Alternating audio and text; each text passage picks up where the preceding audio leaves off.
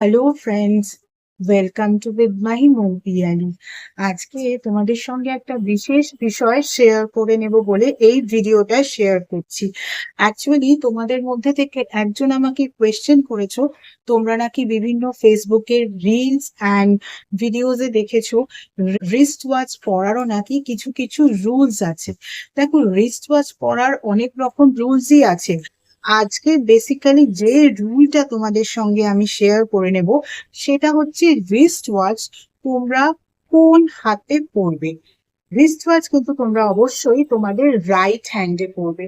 আমরা বাঙালিরা বাঁ হাত এবং ডান হাত এইরকম ভাবে বলে থাকি, কিন্তু হিন্দিতে অনেক সময় এই বাঁ হাত আর ডান হাত না বলে কি বলা হয় জানো?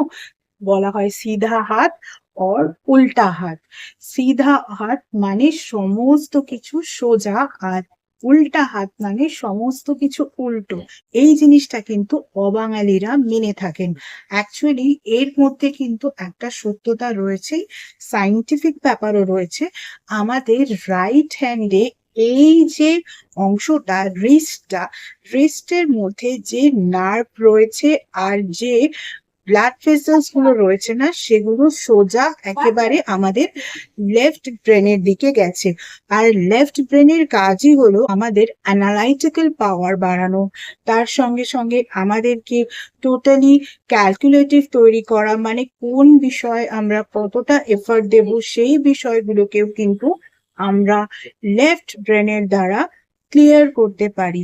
তারপর আমাদের ভিশন, মানে ভিশন অর্থাৎ এখানে কিন্তু কোনো একটা বিষয়কে দেখার যে দৃষ্টিভঙ্গি, সেটাও কিন্তু লেফট ব্রেনই একেবারে ক্লিয়ার করে আমাদের সামনে তুলে ধরে।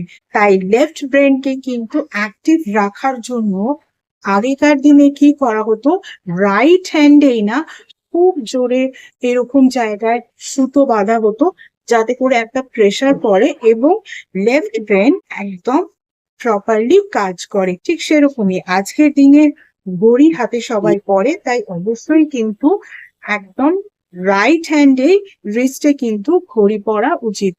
তোমরা ওশোর নাম শুনেছো, বিল গেটস এর নাম তো সবাই জানোই। এই মানুষগুলো খুব কম বয়সেই না ভীষণ সাকসেস পেয়ে গিয়েছিলেন। এদেরকে কিন্তু কেউ বলে দেননি যে তাদেরকে রাইট হ্যান্ডের রিস্টেই ঘড়ি পরতে হবে, কিন্তু তারা চিরকাল রাইট হ্যান্ডের রিস্টেই কিন্তু ঘড়ি পরে এসছে।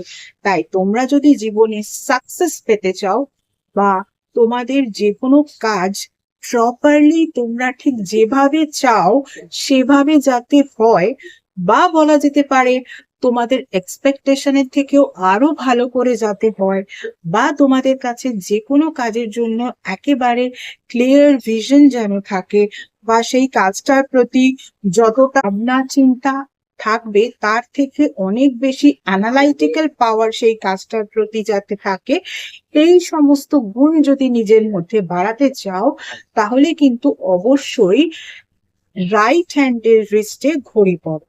এখানে কিন্তু ঘড়ি পরার ফলে একটা হালকা প্রেসার পড়ে, সেই প্রেসারটা কিন্তু আমাদের ব্লাড ভেসেলস আর নার্ভকে একটু প্রেসার দেয়, যেটা কিন্তু আমাদের লেফট ব্রেন অব্দি পৌঁছায় এবং আমাদের মধ্যে কিন্তু এই ধরনের পাওয়ার গুলো, যেগুলো আমাদের প্রতিদিনের জীবনে খুব দরকার, সেগুলো কিন্তু একেবারে অ্যাক্টিভেট থাকে। তাহলে বুঝতে পারলে ঘড়ি কোন হাতে পড়তে হবে। এরপর আরো একজন জিজ্ঞাসা করেছো যে ঘড়ি আমাদের কেমন পরা উচিত, সে নিয়েও একটা ভিডিও তোমাদের সঙ্গে শেয়ার করে নেব। তবে আজকের এই ভিডিওতে এইটুকুই। এছাড়া যারা যারা আমার থেকে পার্সোনাল কনসালটেশন নিতে চাও তাদের বলবো, পার্সোনাল কনসালটেশন কিন্তু একেবারেই ফ্রি কনসালটেশন নয়। পার্সোনাল কনসালটেশন কিন্তু পেড কনসালটেশন। Regarding what?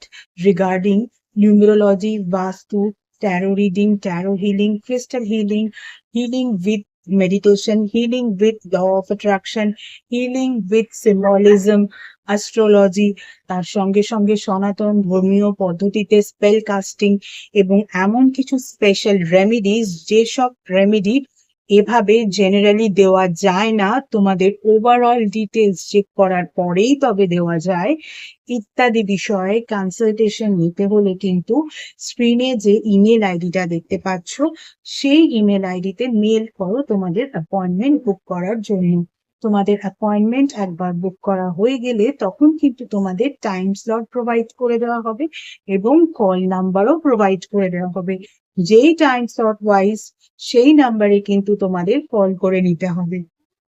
গত 1 বছর ধরে তোমরা যেভাবে আমার ফেসবুক পেজটাকে লাইক, ফলো, শেয়ার করেছো, আমার পেজে তোমাদের বন্ধুদেরকে ইনভাইট করেছো, তাদের বন্ধুদেরকেও ইনভাইট করে নিতে বলেছো, ঠিক একই রকম ভাবে আমার ইউটিউব চ্যানেলটাকেও কিন্তু সাবস্ক্রাইব করতে হবে। পাশে থাকা বেল আইকনটাকে ক্লিক করতে হবে এবং তোমাদের বন্ধুদেরও বলতে হবে আমার ইউটিউব চ্যানেলটাকে সাবস্ক্রাইব করে নেবার জন্য। আজকের মতো এটুকুই। এরপর নিশ্চয়ই অন্য কোনো ভিডিওতে তোমাদের সঙ্গে দেখা হবে। Tata. Thank you so much.